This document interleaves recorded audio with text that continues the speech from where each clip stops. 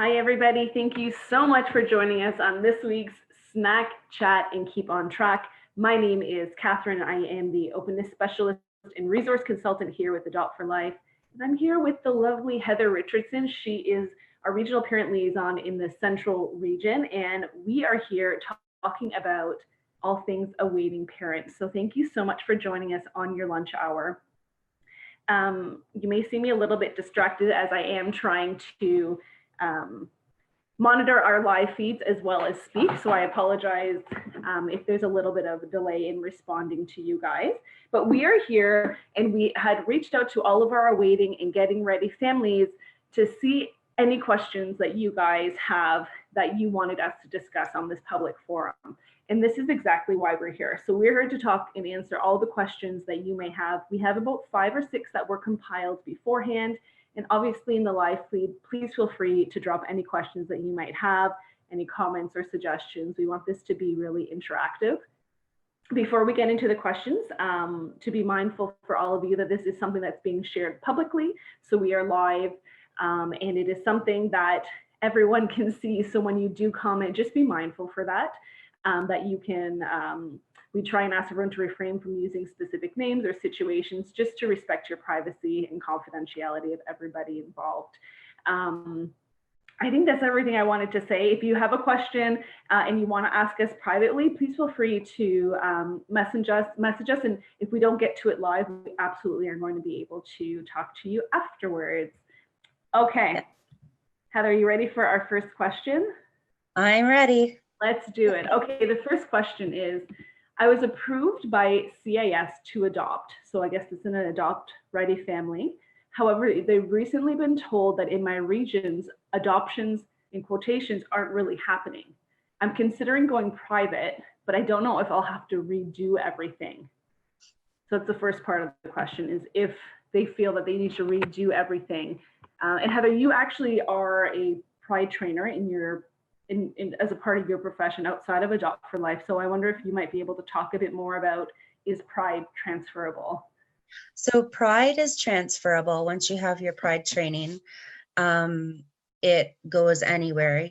Your home study, however, if done through the agency, is not portable. It is if you do it privately. It goes the other way, though. If you have a private home study and you bring it to a public agency, then they would most likely do just an update. Occasionally, you can sometimes, depending on the situation, like maybe there's a child with like Wendy's Wonderful Kids, they could access your home study through the Children's Family Children's Services and update it that way.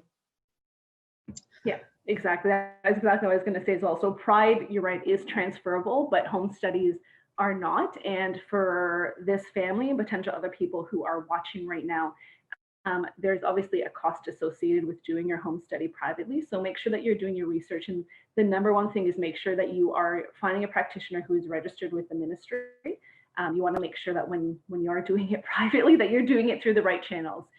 And that the appropriate people are actually doing them as well. So, and occasionally you could ask your private practitioner to request it, and you know there's a possibility that could happen.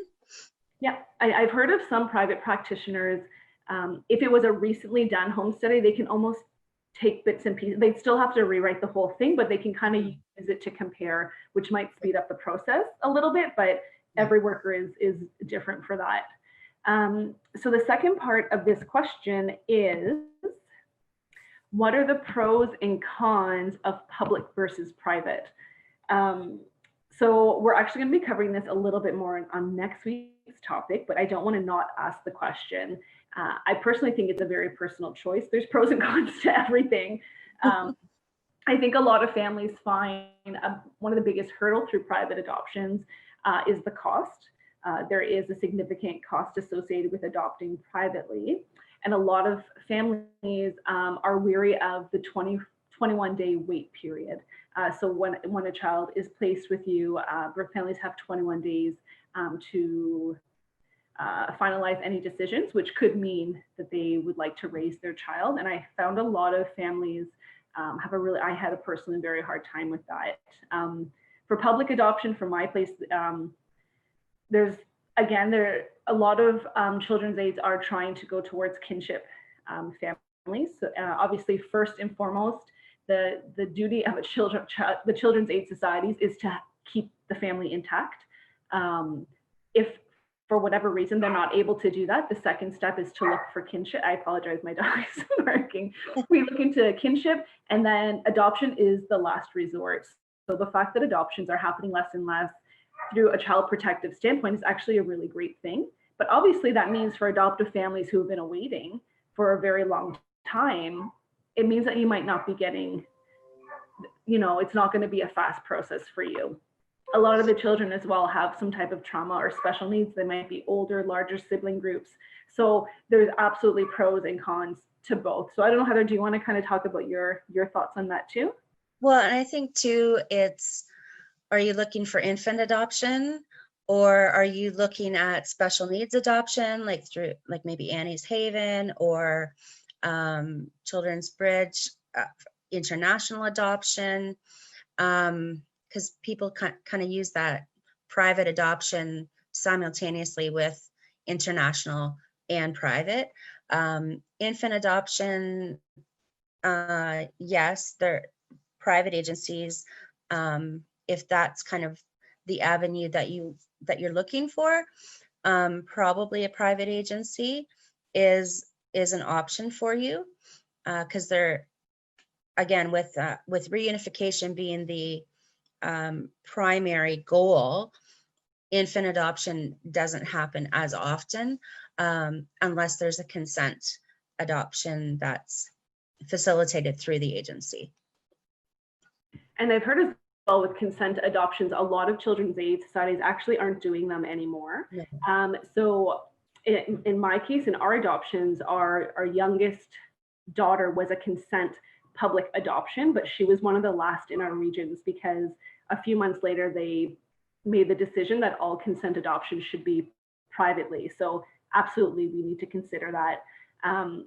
There's also the foster to adopt option through the public system, but I think that's a whole other process that families need to consider. But a lot of times in foster to adopt, you can get younger children in your home. But again, your job is to be the foster parent and to help reunification, and not necessarily meaning that you're going to be having this child permanently in your home as well. But definitely we're going to be talking about all of this next week. I just wanted to make sure that we touched a little bit on it before we moved on. Well, okay. And I think it's really important if you're at the point where you're sort of looking to decide what other avenue you're going to go. It's kind of one of those things of, what is your purpose? What is your focus? Like, are you going into this with white picket fence dream, wanting, the $1 million family, one boy, one girl, whatever? Have you addressed some of the deeper issues? Are you comfortable with, all different, forming your family in a different way? Some of those things, like maybe that's a place where a family might want to revisit, talk to a counselor, talk to the worker, what has changed in their family, what learning have they done, when they talk on their home study of what they're comfortable parenting, what their skills are, maybe some of that has changed. So updating as well is an option there. That's what happened to us actually when we were going into our third adoption, or even our first adoption. We were looking for a newborn baby. I mean, you know what I mean? You have that dream, and especially if you experience loss or infertility issues. When you think of a family, most people think newborn healthy infant. And we ended up adopting 2 children, one who was 3.5, both with special needs. So I think you hit the nail on the head, is managing your expectations and knowing that adoption, child welfare, whether any type of adoption, no matter if it's public or private, it always goes into the best interest of the children. And as adoptive families, it's really hard to manage because I get it, we just want a child and love and be a family. But in the adoption process, the focus needs to remain on the child. Yeah, it's not our dreams and hopes and goals. It's what is best for the child. Absolutely. Okay, so the next question is one that I know very well. I'm getting so discouraged. I see so many others being matched, and I'm beginning to feel like it's never going to happen to us. How do we stay hopeful? Yeah. That's a tough one. I've been there. And I think that it's just getting validation of knowing that there's a lot of people where you're at, in that it's okay to feel frustrated and to feel upset and hopeless. And I think that a lot of it is reaching out and getting support. Hopefully it's from the Adopt for Life community, because it's something that we can help support you with as well. But also being able to keep your networks out there and maybe branch out a little bit. So again, reevaluating the type of child that you might be willing to raise and to be a parent of, I think is a huge thing. And that kind of ties back into what we said before there too. Like, maybe we're like really narrowly focused, and that's the point where it's kind of critical to take a few steps back and reorganize your perspective. Ask yourself again, why are you adopting in the first place? Why is it you desire children, a family? It might seem kind of like a ridiculous thing to do, but if we look really hard at ourselves, it's usually, we want to add greater meaning to our lives by passing on, what we know to a family. So I think like just taking that step back is important there as well, because it does get frustrating, and you do see people being matched, and another point there is, maybe it is reevaluating your it's not right in the home study, but when you click off what you're comfortable parenting, I don't remember what it's called. Yeah, it's one of the checklists there. Yeah. So maybe it's just like working through some of that as well, and just being a little more open to something that you might not have thought of. Yeah. And I know for me, we had to do a lot of that work because I was feeling so, and we were matched fairly quickly because we adopted a child with very, very complex needs. But my discouragement, I realized after doing some real soul searching and talking and reaching out to professionals about it, that feeling of hopelessness and helplessness almost was very much connected to the grief and trauma from my infertility.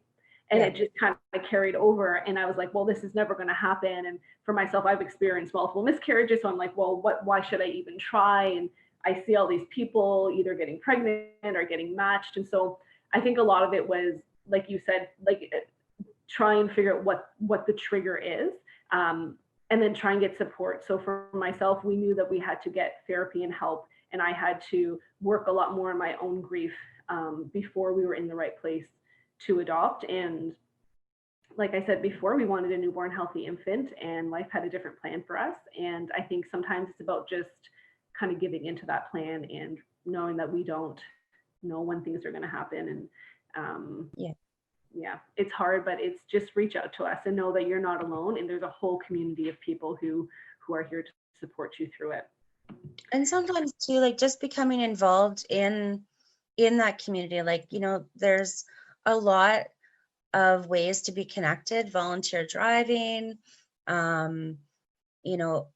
maybe looking at being a foster parent for a while. You can gain a lot of skills, and you have the support of the agency along the way, and it kind of opens your hearts and mind and knowledge as well of what you can do and what resources may be needed in the future. So, and it just gets you connected to a community as well. Absolutely. I've heard some, not all, so please make sure that you check into it, but some children's aides actually do respite foster care as well. And we actually know a few people who are in our community now as adoptive parents who were matched with a child that they did respite for. Yep. But again, not everyone does that. So if you're not necessarily sure if you want to fully commit for a long-term fostering, potentially doing the respite, if it's available, could work for you as well. What I think too, like some people, their goal is to become parents, you know, and how they get to that point, some, you know, like, again, that's what you need to look at. But fostering is an option of gaining those skills, and you know, it's a great way to kind of be able to evaluate and learn what you might not be able to learn with all that support. Yeah, and develop those skills, because I'm pretty sure every single adoptive family you'll talk to said that no amount of books or training ever prepares them for the realities, right? Every single adoptive parent, I mean, every parent will tell you that, but I think with adoption, we have that extra layer of trauma and of grief and everything else. So absolutely. And for that, and for that, talk to your worker, you know, see what's there. Maybe there is some respite and whatnot, and just be open to talk to them about it. You know, because it's something that's there, and you're able to do something that is meaningful, and it's a part of permanency, although it may not be your current definition now. Fostering is definitely a part of permanency. Absolutely. Okay, I'm going to move on to the next question. This question it's interesting that we got this one in, because we've had a few families reach out with this specific question. We were presented with a newborn baby. So as most of you know who go through the private route, you just kind of get a call and say a baby has been born, or the family has select. Sometimes you get the day's notice, sometimes it's a few weeks or months. But we were presented with a newborn baby who has exposure to alcohol. We're worried about FASD. What information should we be asking? It's important to reach out and get resources. It's interesting because I'm raising children with FASD. As someone who is a parent of children with FASD, I think first and foremost, the thing that is going to come up for me is that the fact that this birth mother, this parent, is vocalizing, is admitting that she had alcohol use, is an amazing step. Whether your adoption is private or public or international, there's a guarantee that a child will not have FASD. Sometimes information isn't shared, sometimes information isn't known. So I think for anyone who's adopting any child, you need to be prepared for this as a possibility. One of our children came to us with a diagnosis, one of them did not. We were not expecting it. And even in a lot of birth bio families, this can happen as well. So I think that if you are right off the bat, the word FASD is going to hinder you, definitely do research into it. Again, it is a spectrum. So you never really know where a child may fall on that spectrum. But I've also heard a recent statistic that it can literally take 1 or 2 drinks that can cause FASD. It doesn't necessarily mean that it has to be drinking a 2-4 a day, or a large amount a day. Absolutely, that can cause alcohol-related issues.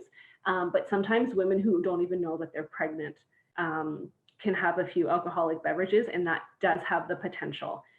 So I think knowing how much a person is drinking will absolutely give you an indication of potential exposures. If there's any genetic histories or social background of learning disabilities or FASD in the family, seeing how that person functions would be important. FASD is truly an unknown thing. You can have 2 children born with the same amount of exposures. One will be moderate, one will be mild, maybe someone severe. It really just depends on how it affects that specific child. So honestly, knowing the resources, that's out to you. Learning what FASD is how does school support the child? What therapies are available for the child and for you, I think would be important. I went on a little rant. Heather, I don't know if you have anything else to say. Well, I mean, you pretty much nailed it there. Like, it's a spectrum, and I mean, it can cause birth defects, and learning disabilities, and it's not always evident right at the very beginning, because there's different milestones as their brain grows and develops that are affected. Reach out to, like, there's a lot of FASD groups. There's a lot of areas that have a coordinator, and there's trainings, caregiver training. Sometimes there's speakers. So try to get to some of those things. Watch videos online. We can connect you to people who are raising a child. I think you've covered just about everything there too, but it's important to learn as much as you can, and know that it's like, one of the things that I always remember is the most consistent thing is the inconsistencies of it. 100%. And I think that FASD is a scary word and no one wants to hear it, but children are able to have quality of life with FASD. Yeah. This isn't some horrible thing. Is there challenges? Absolutely. I'm not gonna keep my rose-colored glasses on. Absolutely, there's challenges, but it's something that with enough support and encouragement, and with as much early intervention as possible, children are set up to be the best them. So Adopt for Life has tons and tons of resources on FASD as well. So if you're looking to even just read up on it about the what ifs, we're happy to send those out as well. Yeah. Okay, next question is, I just completed my home study, and then in quotation says, yay, but I found some things written in it that I think were misconstrued. I'm worried that it can affect potential matches, but also worried that if I say something, it's going to affect my relationship with my worker. This is a common thing I think we get from a lot of families who want to say something, but they're too scared because they don't want it to impact it. But well, I think asking for clarification is totally okay. I mean, before you sign your home study, they go over it with you, ask for clarification, let them know, you have a question about this specific wording, or maybe you feel it wasn't clear, that kind of thing. You have every right to ask for clarification on it, and just have it changed, have it amended. Yeah, and the workers are there for you. The practitioners, the adoption workers, whoever it is that's doing, they're here for you, whether they're through the Children's Aid or privately paid. This is their job, and we're all human, so maybe a miscommunication did happen. Maybe their thoughts of a situation just wasn't clear. So there's absolutely no harm. They're not going to say, well, so-and-so wants to change this home study, so they're not approved to adopt anymore. Like, adoption workers want you to be successful. They want to see this happening. They want what's in the best interest for the children. And I think some of it is kind of speaking. Obviously, you don't want to be assertive or aggressive, but beginning that advocacy piece, because let me tell you, you're going to be advocating for your child for the rest of your life. So this is almost like a good stepping stones to kind of get into it on how to manage that relationship. And I think that if it's something very significant that you either weren't expecting to be a part of the home study, or you're worried that it actually will affect the matching process, then sit down and have that conversation. Reach out to your regional parent liaison or to us at Adopt for Life, maybe for some help in some wording. We're more than happy to help speak with you about it. I know that for me, in our home study process, there were some inconsistencies in what I thought I was trying to say. And so it's just about addressing it. And it doesn't have to be a big scary thing. It's just, hey, do you mind if I ask? Yep. And I remember with our home study, we actually were delayed by a few months because there was, like you, I thought I was being clear, but it came across a different way. And so we actually went and had some counseling and whatnot to just sort of address that one issue and become clearer on it. Yeah. So they'll quite often, if there is something like that, ask them, how can we, move forward from here? Is there anything that we can do, take, learn? And they'll usually let you know, and then they'll put it on hold. You finish whatever it is that you need to do, and then they'll come back to it. Yeah, we did the same thing. Ours was held. Ours was, they weren't sure if they were going to approve it, and I realized that in my verbal diarrhea of sharing about my life, I just let words come out and didn't realize the impact. And so what we did in our case is that we actually went back to my medical doctor, because it was a medical reason, and the doctor just confirmed, like, no, like things are fine. Here's the update. And the worker was just thrilled to get it, because they want to be on your side, and they get that it's scary and it's so vulnerable, and you never know what to share and what not to share. But be honest, and if things come up that you don't necessarily agree with, just politely but absolutely bring it up. This is your right as an adopted awaiting family to do that. Yeah, I think sometimes too, I've had people, it is an emotional process having those interviews, and having somebody to talk to afterwards is a good thing, because sometimes you are triggered by something, or you do question, oh, I'm not sure if that came across correctly or whatnot.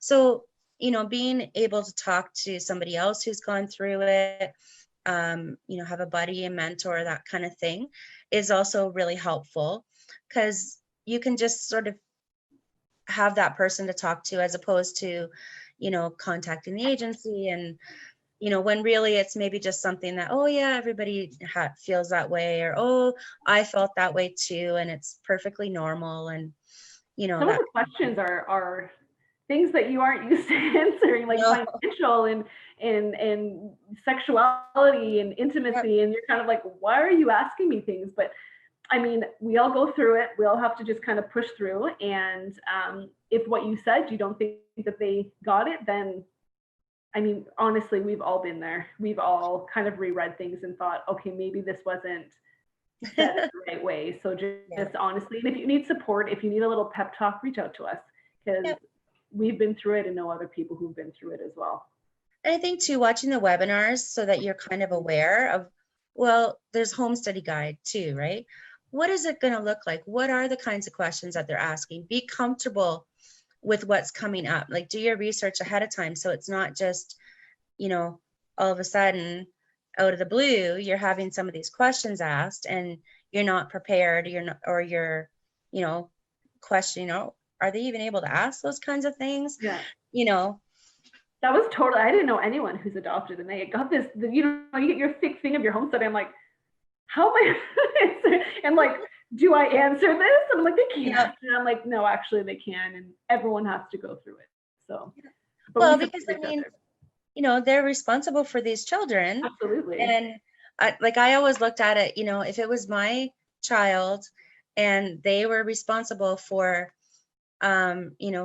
approving somebody to care for my child, this is what I would want. 100%. I want no stone unturned. Exactly. So that is what I expect the home study process to do, right? Is, turn over all those stones and really ask those hard questions. And because then, you're not even going to be matched properly if that home study and all of your questions and everything, you haven't thought about all of that stuff, right? Yeah. And I think that adoption practitioners, private practitioners know that this is awkward. They ask it all the time. They realize that we're not comfortable with it, and sometimes they're not comfortable with it. So we're all in it together. So just get through it, and please be honest and don't hide things about who you are, because like you said, Heather, being placed with a child who might not be appropriate for your family is heartbreaking for everyone involved. Okay, we have 2 more questions left in about 15 minutes, so let's try and get these through. We are an adoptive family of 6. So 2 parents, and they adopted 3 children and 1 bio. Okay. And we were just approached about a sibling group of 2, so half siblings of our adopted children. We don't want to say no, but don't even know how we'd begin to manage children under the age of 14.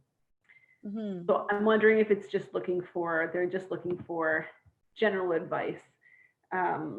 I have 3 children and I can't imagine 4, so I could not imagine 6. I know families who have 8 or 9 children and they are managing beautifully. It's hard for us. I mean, you have to think with your heart and your head. And I think what happens with adoption, we think of our hearts first, and our heart says, of course. But you have to actually say, can you financially do this? Do you have enough space in your room? Is this going to potentially affect your marriage? Where are the other children? Like, if your other 4 children have special needs or have trauma, what are their thoughts? And those are all huge things that you need to think about. Your heart's going to jump in, especially because these children always, they came into care for a specific reason, and it's hard not to allow yourself to be a part of that. But I also think that being realistic with who you are as a family is important, but also knowing that there is openness. And so openness is something that's been vastly growing, and having an openness order for your children or an openness agreement is a potential option as well. So just know it's not just yes or no for adoption. There still can be some type of relationship. Yep. I think you've covered that well. I have lots of friends who have large families. I had 5 kids quite frequently for quite a number of years. And, it's manageable. It's totally doable. You just have to know your family and know what supports you have around you, what the needs of your kids are, what the needs of the children that are coming into your home are. And that makes a big difference, because it can tip the scales, and then what's happening then, right? You're going through grief and loss, your family's going through grief and loss, the kids are going through grief and loss, and sit back and like Catherine said, there's openness, there's maybe I don't know if this family visits already, but maybe start having some visits if that's a possibility. And then there's even a chance, maybe there's somebody that that is adopt ready, that is kind of like a kin placement for the kids too. There's all kinds, but I mean, totally talk to the workers, reach out to them, and don't just think with your heart. It's so easy to do. And I think another thing is that because you are a 2-parent household, please make sure you and your spouse are on the same page. Yes. Because your kids need to be in agreement. And if it's hesitancy or if it's unknown or working things through, absolutely. But if there's someone in the household that's a hard no, listen to that and find out the reasons for that. And sometimes it's about fear or, again, unknown and big change, but sometimes there might be specific reasons that are legitimate. And I think that's important for everyone to have a voice. And reach out to us as well, so we can support you through this, and whatever the decision is, we can help support you, whether it's with the transition piece or the openness piece. This is what we do. But I think it's amazing that you were even considering this. So I think that just shows what type of parent you are, right? Okay, our last one, and I think this one we can probably talk for a long time, but we will stick to the timing of it. I am new to the community. How does Adopt for Life support awaiting families? I think this is an amazing question, and we actually were prepared for this, so we have a list that we have to find it. Well, you've heard us throughout some of this talking about mentors and buddies. So with a mentor, maybe when you're presented with a child, we would connect you to a mentor who is a parent who is further along that process and has lived experience with maybe a certain diagnosis or a transition or adopting older children, and you can talk to them about like, what does everyday life look like? What kind of supports have you found helpful? You can talk to us. Maybe where you're living, there isn't a certain type of doctor or whatever that you might need for that child. So are you going to move? Are you going to, be able to drive all the time to get to those appointments? Transition planning and support when a child is matched with you and you start transitioning, it's good to also have, just talk about it a little bit. Let me see, openness questions, Catherine. That's me. And we get a lot of openness questions from, I'm too scared for openness, to I want 100% openness and realizing that's not appropriate, to, we're here to answer questions and educate you, but also as the matching happens, we can help you navigate that. So if you're looking for, what is an openness order? Openness orders can be scary for families. And it's like, well, I don't want an order. Is it legally binding? Can I put specific wording in it? So we can absolutely help you with that. And the openness specialist is my role, but we also have a great openness committee. So if I don't know the answer and you need more specific answers that are more formal, I can absolutely use them as a resource as well. Mm-hmm.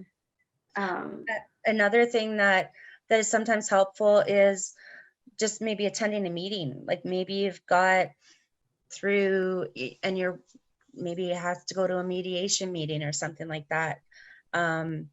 Helping you prepare for that or attending it with you. In some areas we're able to do that. And it's helpful just to have that extra set of ears or even a note taker sometimes. Someone to take notes. You're so overwhelmed. Sometimes you don't even hear or digest what people are saying. So absolutely, that's something. And we get a lot of those one-off messages from members too, from our community family saying, this specific situation came up, and you know what? Our community, our team is such a wealth of diverse knowledge that I can say, you know what, let me connect you with so-and-so, or, I know someone with this experience too, so that absolutely we do the mentoring, we help you through the transition. But if you have a specific need of a very specific resource, or you want to actually talk to someone who's done both the adoptive side, but also is on the professional level, we're absolutely to help connect you with our lead or with other professionals who can support you. Sometimes it's cultural planning. Now, a lot of places will also have a cultural navigator, but there's questions and things that you might have, or just, getting connected to one of our groups to be aware of what's happening in your community or, surrounding areas. That kind of thing as well is helpful. I think at one point, Heather, you were actually, we were helping families in preparing on how to attend their first powwow. So it's almost like what to expect. And I believe we had organized community parents to go together so they weren't, the first time forever. And so those are things that if there's that need, we honestly listen to the community, and we listen to what you guys are wanting. And so even these snack and chats, these are based on feedback from all of you. So as an awaiting parent, if there is a different support that you need, we do try our best to support all of you in a way that's meaningful. Yeah, the one time we did like a powwow etiquette. That's right, that's what it was. Yeah, etiquette or powwows 101. Just to explain, like when you walk in, what's going to happen, what's the grand entry, when do you know that you can go out on the floor and dance, just different things like that, right? To expect.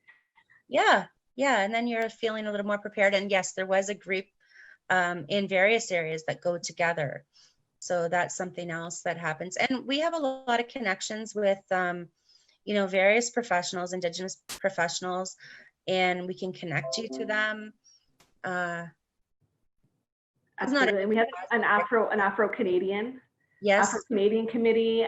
They do a lot of great work. We have an interracial group as well. So there's different, that we have single parents groups, FNMI groups, LGBTQ2S plus groups. We recognize that there are different needs for different types of families. And so we do our best to try and support you. So as you are being matched in, absolutely connect with a regional parent liaison. And so whether that's posting on our groups or messaging someone on the team, we'll be able to get your intake complete. And then your support starts from the day you register. And once you are matched, we are with you that entire time. Even families who have been adoptive for 20 years come back and say, oh, do you have this? Because it doesn't end. Our learning, it doesn't end. And, you know, parenting in general, as soon as you feel like you get a grasp on something, you know, something else pops up. So, exactly. Yeah. Oh, it's not going to work that way today. Yeah, exactly. Another thing too with is like just having that touchstone through the journey. You know, it is a roller coaster. It's hard waiting and just having that group. Although yes, it can be hard watching other people, but it's also, you know, comforting, I think, too, to just have that group where you can ask questions, where you can, you know, kind of celebrate everybody's each person's successes as well. And there has been multiple times where families have reached out to our private awaiting community group saying, I'm feeling so discouraged, or we thought we had a match, but it didn't end up happening. How do we keep going?